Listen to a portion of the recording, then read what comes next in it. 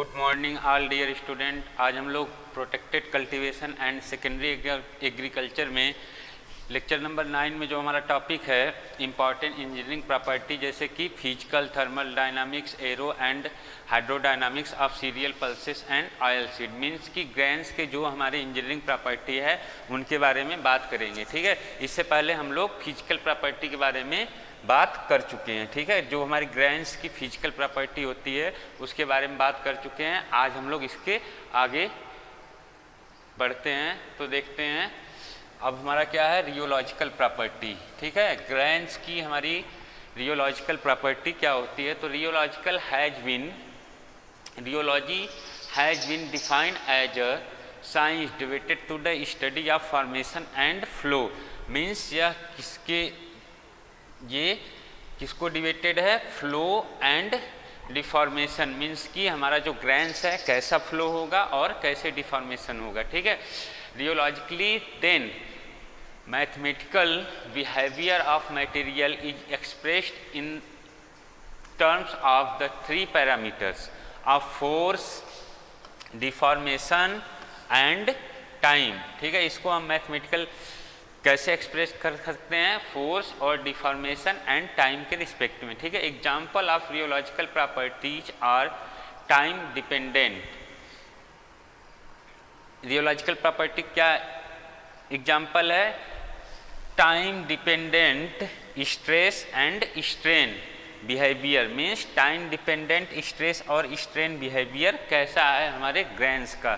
ठीक है, मीन्स हमारा ग्रेन्स टाइम के रिस्पेक्ट में वो हमारे ग्रेन्स का स्ट्रेस और स्ट्रेन टाइम के रिस्पेक्ट में कैसा बिहेव कर रहा है। ठीक है, उसकी बिहेवियर कैसी है, क्रीप हो गया, स्ट्रेस रिलैक्सेशन हो गया। ठीक है, एंड विस्कोसिटी, ये सब क्या है, ये सब एग्जाम्पल हैं किसके, रियोलॉजिकल प्रॉपर्टीज के। ठीक है, तो सबसे पहले हम लोग स्ट्रेस के बारे में जानते हैं। स्ट्रेस होता क्या है, stress is defined as force per unit area within material that arise from externally applied force या अनइवन हीटिंग और परमानेंट डिफॉर्मेशन। ठीक है, इसको किलोग्राम पर mm स्क्वायर में एक्सप्रेस किया जाता है। ठीक है, तो हमारा स्ट्रेस क्या होता है, force per unit area.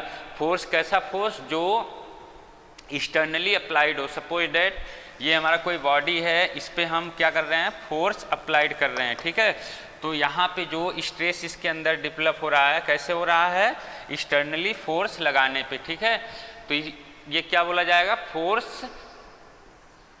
Stress क्या होता है, फोर्स पर यूनिट एरिया, जो कि फोर्स कैसा होगा, एक्सटर्नली अप्लाइड होगा या तो अनवांटेड अनइवन हीटिंग से, मतलब कि अनैच्छिक हीटिंग से, या तो परमानेंट डिफॉर्मेशन से। ठीक है, स्ट्रेस का फार्मूला क्या है, stress equal to force into area. ठीक है,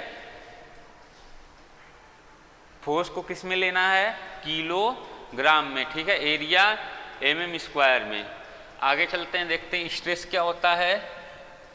स्ट्रेस क्या होता है, जैसे कि सपोज डेट ये हमारी कोई बॉडी है। ठीक है, इस पे जब हम एक्सटर्नली फोर्स लगाते हैं तो ये चेंज होके कुछ इस शेप में हो गया। ठीक है, सपोज डेट इस शेप में, तो क्या हो गया कि चेंज इन लेंथ। ठीक है, अपॉन वर्जिनल लेंथ।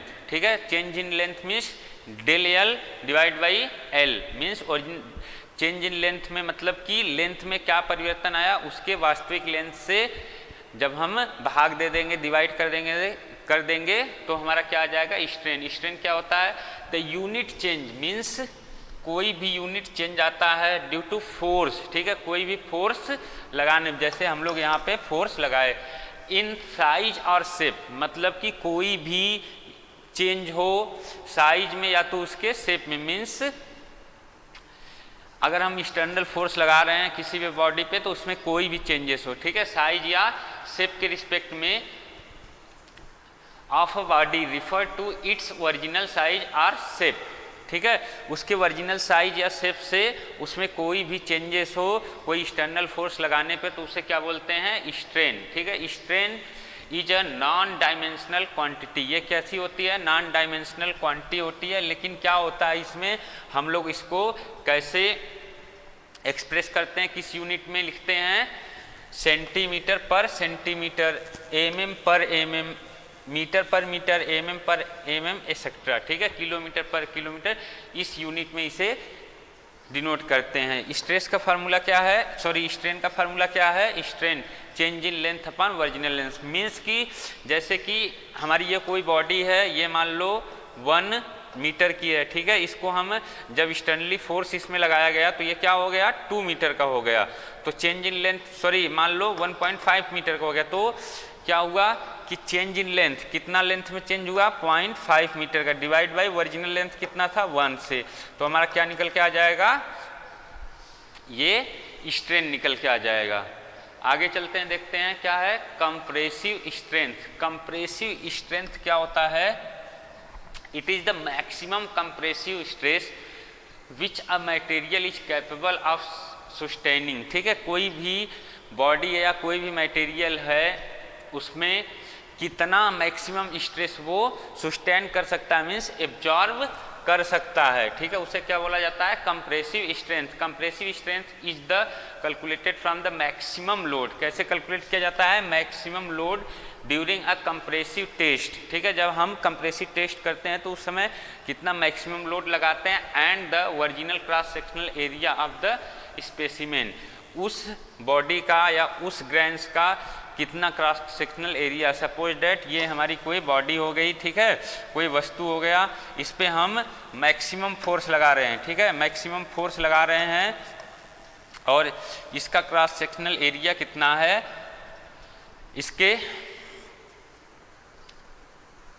इसके द्वारा निकाला जा सकता है। ठीक है, आगे चलते हैं, देखते हैं इलास्टिक लिमिट। ठीक है, जैसे ऐसे हम हिंदी में बता रहे हैं, आप लोगों को समझिएगा। इलास्टिक लिमिट क्या होता है? जैसे मान लीजिए ये हमारा कोई रबड़ है, ठीक है, अगर इसको हम स्ट्रेच किए, मीन्स खींचे, तो इसमें क्या होगा? चेंजेस आएगा। ठीक है, सपोज डेट ये इतना बड़ा हो गया, लेकिन वापिस से जब हम छोड़े तो क्या आ गया? ये अपने ओरिजिनल कंडीशन में हो गया। ठीक है, तो इसी को हम क्या बोलते हैं? Elastic limit.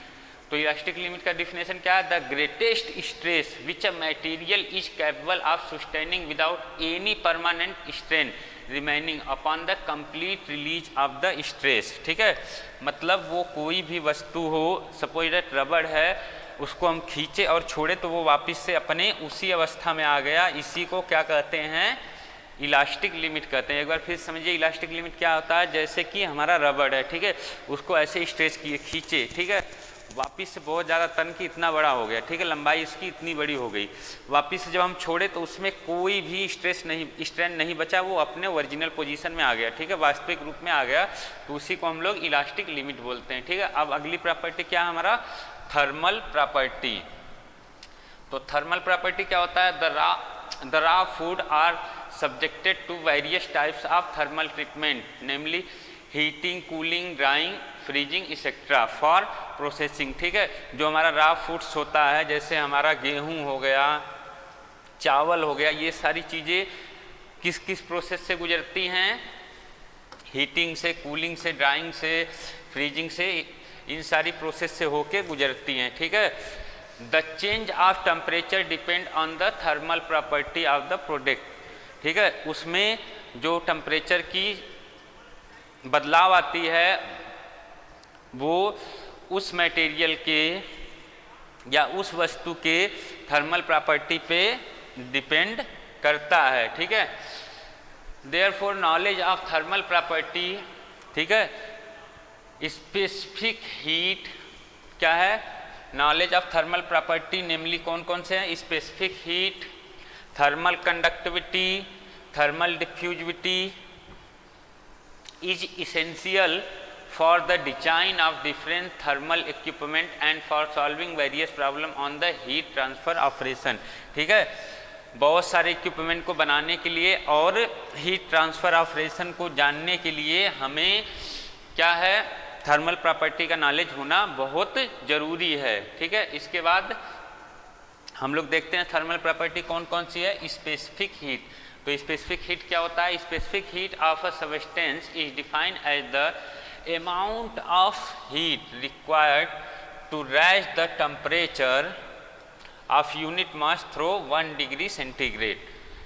In mathematically form, specific heat is written as means कि कोई भी हमारा सबस्टेंस है, कोई भी मटेरियल है, उसकी टेम्परेचर 1 डिग्री सेंटीग्रेड से बढ़ाया जाता है, उसी को क्या कहते हैं? Specific heat. स्पेसिफिक हीट का फार्मूला क्या है? Specific heat equal to Q divide by M into D T.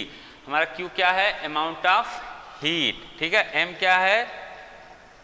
Mass of material, and D T क्या है? चेंज इन द टेम्परेचर, ठीक है। डी टी क्या है? Change in the temperature. इस फार्मूला की मदद से हम लोग क्या निकाल सकते हैं? Specific heat. अब क्या है? Thermal conductivity. थर्मल कंडक्टिविटी क्या होता है? Thermal conductivity refers to the ability of a given material to conduct और ट्रांसफर हीट, ठीक है। थर्मल कंडक्टिविटी क्या होता है? कोई भी मटेरियल है, ठीक है, उसकी एबिलिटी हीट को ट्रांसफर करने में कितनी है, ये चीज़ क्या कहलाती है? Thermal conductivity. It is defined as the amount of heat flow through unit thickness of material over an unit area per unit time for the unit temperature difference, ठीक है। सपोज दैट ये हमारा कोई दीवाल हो गया, ठीक है, दीवाल है कोई, इसको इंग्लिश में क्या बोलते हैं? वॉल हो गया, ठीक है। इससे हमारा जो टेम्परेचर है, इसमें क्या हो गई? ये थिकनेस हो गई कुछ, मान लो थिकनेस हमारा x हो गया, एरिया हमारा मान लो y हो गया, तो इससे हमारा टेम्परेचर कितना टाइम और एरिया और थिकनेस के रिस्पेक्ट में कैसे ट्रांसफ़र हो रहा है या कंडक्ट हो रहा है, ये चीज़ क्या कहलाता है? Thermal conductivity. और थर्मल डिफ्यूजिविटी क्या होता है? अगली प्रॉपर्टी, थर्मल प्रॉपर्टी कौन सी है? Thermal diffusivity. Thermal diffusivity indicates how fast heat can penetrate through the material under transient condition of the heat transfer condition, ठीक है। एक अच्छे कंडीशन में कितने जल्दी से हीट ट्रांसफ़र हो सकता है, वो चीज़ क्या कहलाती है? Thermal diffusivity. Physically it is related to the ability of conduct heat with its ability to store heat, ठीक है।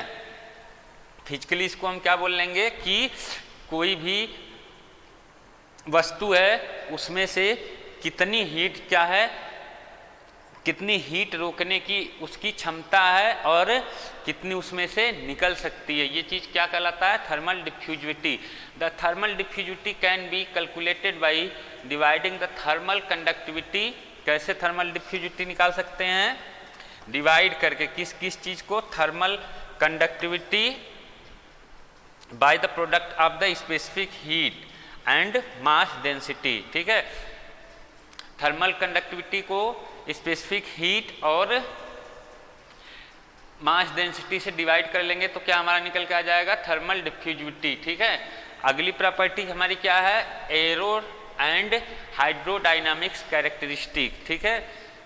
In handling and processing of agricultural products often air और water is used as the carrier for transport. किसके लिए use किया जाता है? Air या water में प्रोसेस करने के बाद, मतलब हवा और पानी में प्रोसेस करने के बाद क्या होता है? ट्रांसपोर्ट किया जाता है, या तो for separating the desirable product from the unwanted product, ठीक है। हम हवा और पानी के माध्यम से क्या करते हैं? अपने प्रोडक्ट को क्या करते हैं? प्रोसेस करते हैं, उसमें से अनवांटेड प्रोडक्ट को निकालने के लिए, ठीक है। जो अनैच्छिक प्रोडक्ट रहते हैं हमारे, उसको हटाने के लिए और अच्छे वाले प्रोडक्ट को सेपरेट करने के लिए हम क्या करते हैं? हवा और पानी द्वारा प्रोसेस करते हैं। The pneumatic separation and conveying has been used in agriculture machinery and food processing equipment for many years। जो हमारा न्यूमैटिक सेपरेशन और कन्वेइंग है, वो हमारे एग्रीकल्चरल प्रोसेसिंग में ये दोनों इक्विपमेंट बहुत सालों से उपयोग किए जा रहे हैं। Use of water however as a carrier for more economical transport और less injury to such product as fruit and vegetables is a relatively new idea in the agricultural industry, ठीक है। पानी के माध्यम से क्या है? फ्रूट्स को, मतलब फल को और सब्जियों को क्या करते हैं, प्रोसेस करते हैं, जिससे कि हमारे प्रोडक्ट जो हैं मतलब फल और सब्जियां जो हैं नुकसान नहीं उनको पहुंचता है, ठीक है, वो इंजरी नहीं होती हैं, ठीक है। In either case fluid flow occurs around the solid and the problem involving the action of the forces exerted by the fluid on the solid, ठीक है। अब हमें क्या देखने को मिल रहा है कि हमारा जो फ्लूइड है, जो पानी है, वो सॉलिड बाउंड्री के अराउंड ही क्या करता है, गोल गोल घूमता रहता है, ठीक है। तो ये सारी चीज़ें हम अपने एरो एंड हाइड्रोडायनामिक कैरेक्टरिस्टिक के अंदर जानेंगे कि क्या होता है, ठीक है।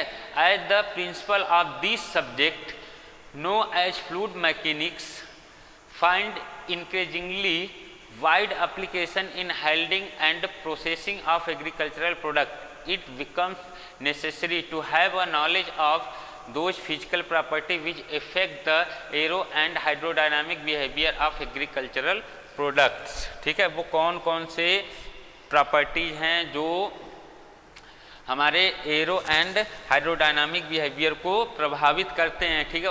उसे हम उसका जो हम अध्ययन करते हैं उसे क्या कहा जाता है, फ्लूइड मैकेनिक्स, ठीक है। फ्लूइड मैकेनिक्स के अंतर्गत हम लोग उन सारी चीज़ों का अध्ययन करते हैं जो हमारे एरो एंड हाइड्रोडायनामिक्स बिहेवियर को प्रभावित करते हैं, ठीक है। इसमें फर्स्ट वन क्या है, property thermal velocity. Thermal velocity of particle may be defined as equal to the air velocity at which a particle remains in suspended state in a vertical pipe। जब एक वर्टिकल पाइप में हमारा पानी रहता है तो टर्मिनल वेलोसिटी एयर वेलोसिटी के same होता है, ठीक है, समान होता है। In the condition of free fall the particle attains a constant terminal velocity. जब पानी क्या होता है, फ्री फॉल होता है, तो पार्टिकल अटेंस कैसे करते हैं, कांस्टेंट टर्मिनल वेलोसिटी, ठीक है, attains a constant terminal velocity. The net gravitational acceleration force क्या क्या होता है, उसमें कांस्टेंट टर्मिनल वेलोसिटी होता है, नेट ग्रेविटेशनल एक्सीलरेटिंग फोर्स होता है और equal the resisting upward drag force, ठीक है। तो आज हम लोगों ने हमारे इंजीनियरिंग प्रॉपर्टी में थर्मल प्रॉपर्टी और एरो एंड हाइड्रोडायनामिक्स प्रॉपर्टी के बारे में पढ़ा।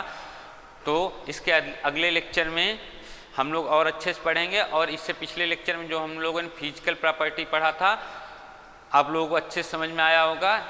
आज के लिए इतना ही, थैंक यू।